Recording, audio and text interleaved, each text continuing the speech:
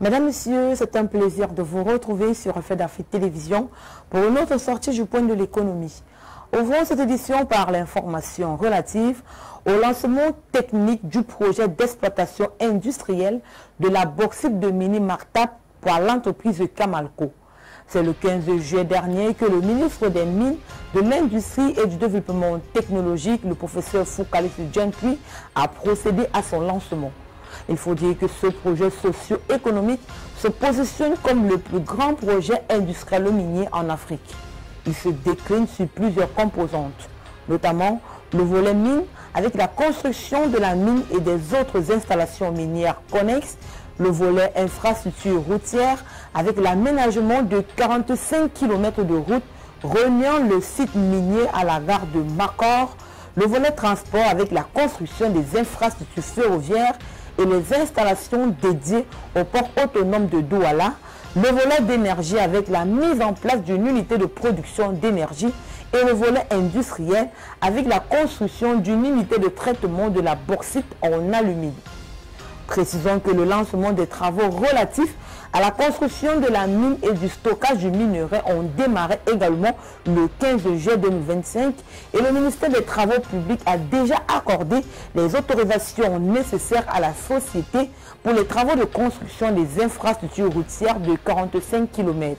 Et c'est le 25 juillet prochain que vont démarrer les travaux de construction des voies d'accès à la gare minéralière à Makor.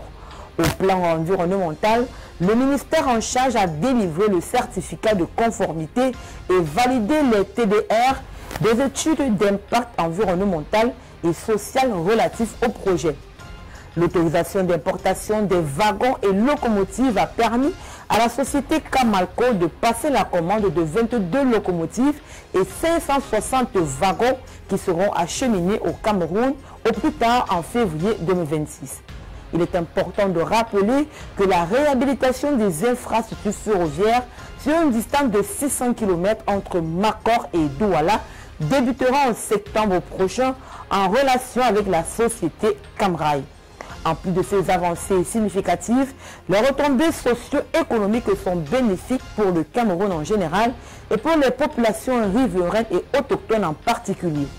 10% de la valeur du produit fini extrait sera attribué à l'État du Cameroun.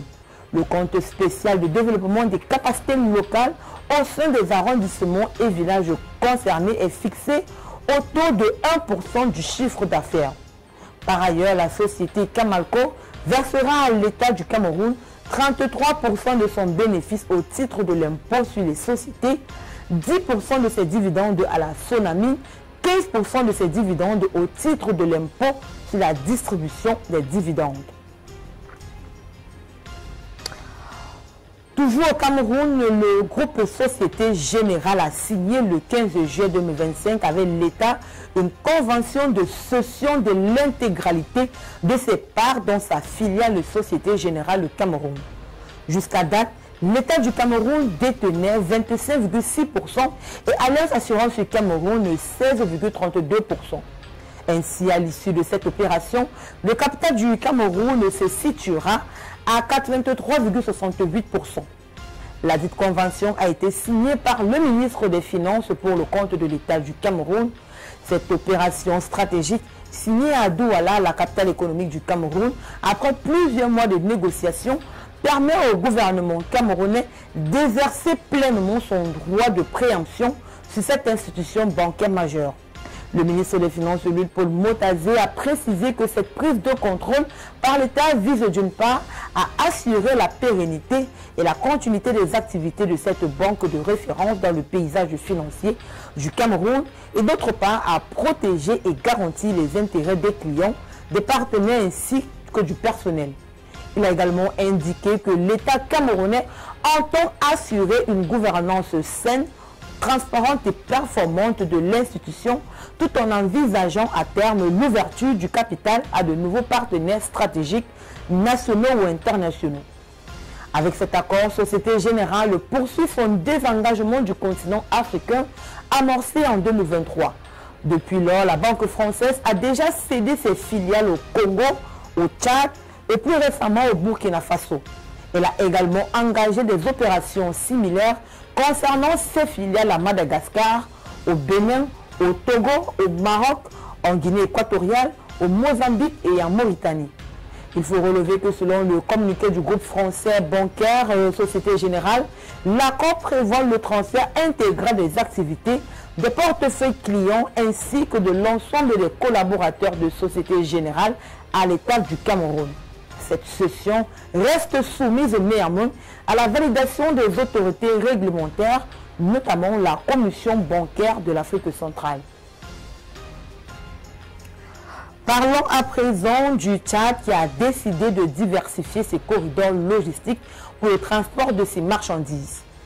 Pays son littoral, distant de plus de 1000 km des principaux ports maritimes, Douala, Cotonou, Lomé et Port-Soudan, cet isolement physique complique selon des experts l'acheminement des marchandises, la réduction des délais de livraison, la compétitivité des produits tchadiens à l'export. Dans le cadre de sa stratégie de diversification des corridors de désert maritime, une délégation du Conseil des chargeurs du Tchad, conduite par son directeur général Amin Djouminou, a été reçue le 12 juillet 2025 par le directeur général du port autonome de Cotonou.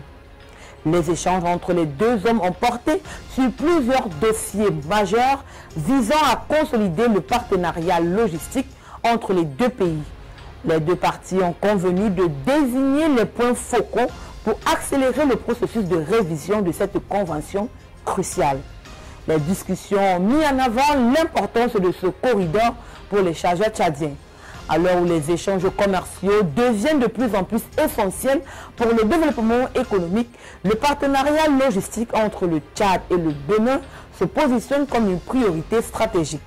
Cette alliance qui vise à renforcer le transit des marchandises et à désenclaver le Tchad pose les fondations d'un avenir commercial radieux.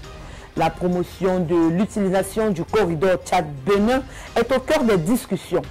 Ce corridor qui relie le Tchad au port de Cotonou est essentiel pour les chargeurs tchadiens. Avec l'augmentation des échanges, il deviendra un axe de transit stratégique pour les marchandises. L'optimisation de ce corridor permettra de réduire les frais logistiques pour les entreprises tchadiennes. En rendant les opérations plus efficaces, ce corridor deviendra un conduit rapide pour les flux commerciaux. Un autre aspect fondamental de cette alliance est la création d'un cadre de concertation. La signature d'un protocole d'accord de collaboration marquera un tournant dans les relations commerciales entre les deux pays. Ce cadre facilitera donc le dialogue continu et l'échange d'idées. Au 31 décembre 2024, la dette extérieure du Congo s'élève à 3 351,58 milliards de francs CFA, soit 39,29% de la dette publique totale. Près de 45,55% de cette dette extérieure est due à des pays étrangers. Il faut dire qu'entre 2020 et 2024, le gouvernement congolais a modifié sa stratégie de financement en réduisant progressivement sa dépendance à la dette extérieure. Ainsi, la part de la dette extérieure dans le portefeuille global de la dette publique est passée de 57,12% en 2020 à 39,32% en 2024, soit une baisse de 17,79%. A l'inverse, la dette intérieure, autrefois minoritaire, est devenue majoritaire, représentant 60,68% du stock total à fin 2024 contre 42,88% en 2020. La forte part des créanciers bilatéraux suggère une dépendance significative du Congo à des accords directs avec des États. La part importante des multilatéraux implique que le Congo est intégré dans plusieurs programmes de financement internationaux. La dette commerciale est plus faible. Malgré cette réorientation stratégique, la dette publique continue de croître. Elle est passée de 6 596,13 milliards de francs CFA en 2020 à 8 535,77 milliards de francs CFA en 2024, en hausse de 29,41% en 4 ans. Cette augmentation s'explique principalement par les besoins élevés de financement budgétaire. l'année 2021 a connu une progression particulière avec une augmentation annuelle de 23,26% de la dette à 8 130,56 milliards de francs CFA. Cette accélération de l'endettement visait à soutenir les dépenses de relance et à couvrir les déficits de l'État dans un contexte de contraction des recettes fiscales. Mesdames, Messieurs, c'est ici que se referme cette édition du Point de l'économie. Merci de l'avoir suivi. Les programmes se poursuivent sur Reflet d'Afrique Télévision.